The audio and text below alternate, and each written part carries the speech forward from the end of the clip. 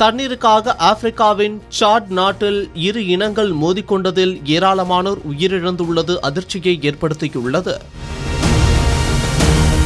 மூன்றாம் உலகப் போர் தண்ணீருக்காக தான் ஏற்படும் என பலர் கூறி வரும் நிலையில் அதனை உண்மையாக்கும் வகையில் தண்ணீருக்காக பெரும் போர் தற்போது ஆப்பிரிக்க நாடான சாட் நாட்டில் நடந்து வருகிறது.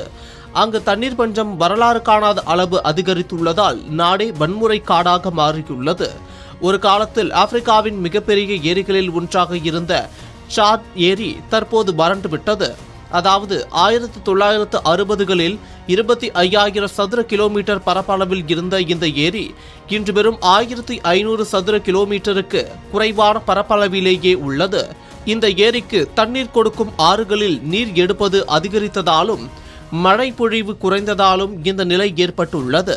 இதன் காரணமாக இந்த ஏரியை நம்பி மீன்பிடி தொழிலில் மற்றும் விவசாயத்தில் ஈடுபட்டு வந்த மக்களின் வாழ்வாதாரம் கடுமையாக பாதிக்கப்பட்டுள்ளது. ஏரியில் தண்ணீர் குறைந்து கொண்டே வருவதால் நிலத்தடி நீர் மட்டமும் கடுமையாக சரிவடைந்துள்ளது. இதன் காரணமாக இருக்கும் நீர் ஆதாரங்களுக்காக அங்கு பல்வேறு இனக்குழுக்களும் தங்களுக்குள் மாறி மாறி தாக்குதல் நடத்தி வருகின்றன. கடந்த ஏப்ரல் 3ஆம் தேதி வாடி ஃபீரா மாகாணத்தில் உள்ள நீர்நிலையில் இருக்கும் தண்ணீரை பயன்படுத்துவது குறித்து இரு இனங்களுக்கு இடையே வாக்குவாதம் தொடங்கியுள்ளது. இது முதலில் சிறிய அளவிலான மோதலாக வெடித்த நிலையில் பின்னர் ஆயுதம் ஏந்திய மோதலாக பெரிய அளவில் உருவெடுத்தது.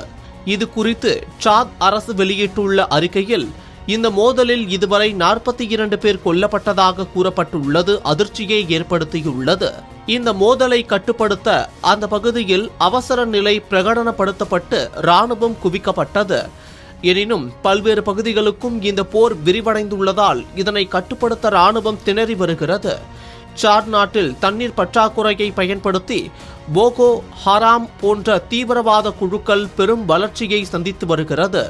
இந்த அமைப்புகள் நாட்டின் பல்வேறு பகுதியில் உள்ள நீர் விநியோகத்தை கட்டுப்படுத்தி வருவதால் அங்கு தண்ணீருக்கான வன்முறை அதிகரித்து வருகிறது என்பது குறிப்பிடத்தக்கது.